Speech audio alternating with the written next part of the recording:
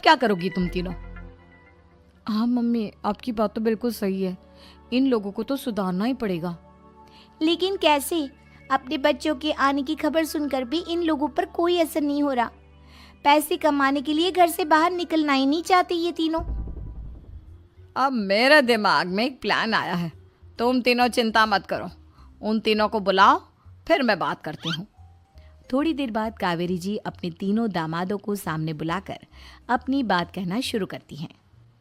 अविनाश, सुमित और विवेक, देखो बेटा, मैं ना तुम तीनों से बड़ा प्यार करती हूँ, इसीलिए तो तुम्हें घर जमाई बना कर रखा है मैंने। अरे मम्मी जी, सीधे सीधे कहिए ना, क्या बात है?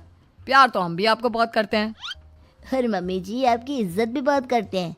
अरे भाई, आपके जैसी सास और कमाने वाली बीवी सबको मिलती है क्या? हाँ मम्मी, विवेक और सुमित ठीक कह रहे हैं। आपकी बेटी से शादी करके मेरी तो ज़िंदगी ही अच्छी हो गई है। जानती हूँ मैं, और ये भी जानती हूँ कि तुम तीनों अपने अपनी बीवियों से बहुत प्यार करते हो। बेटा, बात ऐसी है कि हमारे कुल गुरु ने कहा है कि प्रेग्नेंट होने के बाद मेरी तीनों बेटियां शुरू के 4 महीने हमारे गांव में जाकर रहेगी, जहां मेरे चाचा जी रहते हैं। अरे लेकिन क्यों मम्मी, गांव में जाकर रहने की क्या ज़रूरत है इन तीनों को? वो क्या है ना बेटा, हमारे परिवार को एक श्राप है। अगर मेरी बेटियों ने यहाँ पर बच्चा पैदा करने की कोशिश की तो उनके बच्चों को कुछ भी हो सकता है।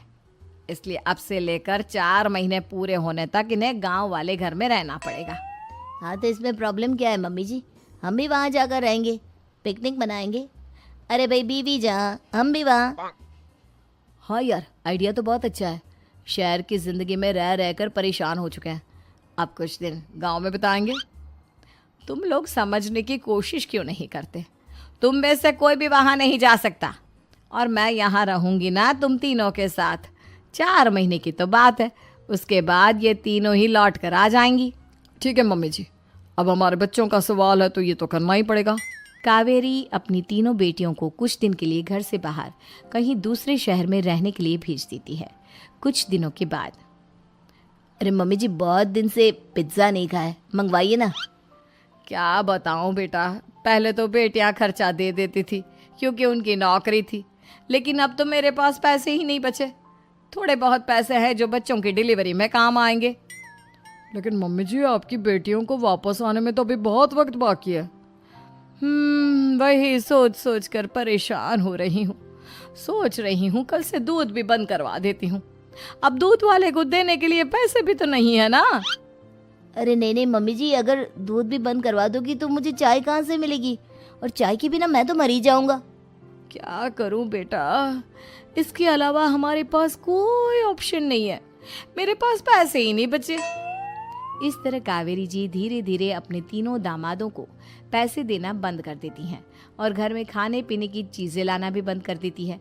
अब वो तीनों बुरी तरह से परेशान होने लगे थे, और इसलिए एक दिन तीनों प्लान करके घर से बाहर निकलते हैं। और बाजार में जाने के बाद, यार अच्छा खाना खाए हुए कितने दिन हो गए, पता नहीं कब अच्छा खाना मिलेगा। हमारी बीवियों के जाने के बाद तो हमारी हालत भिखारियों जैसी हो गई है यार। कुछ भी हो, मुझे तो आज पिज्ज़ा खाना ही खाना है। जेब में 1 रुपया नहीं और पिज्ज़ा खाएगा, कहाँ से आएंगे पैसे? अरे देख, वहाँ सामने बोर्ड पर क्या लिखा हुआ है? कंप्यूटर पर काम करने के लिए एक आदमी की आवश्यकता है। भाई मैं तो जा रहा हूँ, काम करूँगा और शाम तक पैसे लाकर आराम से पिज्ज़ा खाऊंगा। जा जा, तुझे कोई काम नहीं देने वाला, हम तो घर जा रहे हैं। चल भाई सुमित। सुमित और अविनाश वहाँ से चले जाते हैं और विवेक उस कंप्यूटर शॉप पर सारा दिन काम करके 5,000 रुपये कमा कर घर लौट कर आता है और अपने खाने के लिए अच्छी अच्छी चीज़ें भी लेकर आता है।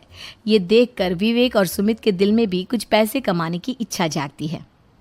अरे सुबह सुबह कहाँ चल दी है तुम? मम्मी जी, एक बहुत अच्छी जगह मिली है। कंप्यूटर पर काम करने के 5,000 मिले थे कल मुझे। अगर रोज़ काम करूँगा तो पूरे 40,000 की तनख्वाह। अरे वाह, ये तो बहुत अच्छी बात है दामाद जी, आपको जाना ही चाहिए। सुमित और अविनाश विवेक को इस तरह तरक्की करते देखकर परेशान हो जाते हैं और वो दोनों भी काम की तलाश में निकल पड़ते हैं। धीरे धीरे उन दोनों को भी काम मिल जाता है। अब कावेरी के तीनों दामाद छोटी मोटी नौकरी करके अच्छा पैसा कमाने लगे थे। एक दिन कावेरी उन्हें अपने पास बुलाती हैं। अरे वाह, विवेक 40,000 कमा लेता है, अविनाश 60,000 और सुमित तुम भी 40,000 के आसपास कमा ही लेते हो। कुल मिलाकर तुम अच्छे खासे पैसे कमा रहे हो बेटा। हाँ मम्मी जी, बहुत मजा आता है जब महीने के एंड में मोटी रकम हाथ में आती है। पूछिए मत मम्मी जी, घर में रहकर रोटी बना बना कर और तो जैसा महसूस होने लगा था मुझे तो। हाँ बेटा, तुम तीनों की बात तो बिल्कुल ठीक है। और जानते हो, अब तुम तीनों की पत्नियां भी वापस लौट कर आने वाली है। लेकिन मम्मी जी, अभी तो उन्हें गए सिर्फ 2 महीने हुए हैं। आपने तो कहा था वो 4 महीने के बाद लौट कर आएंगी।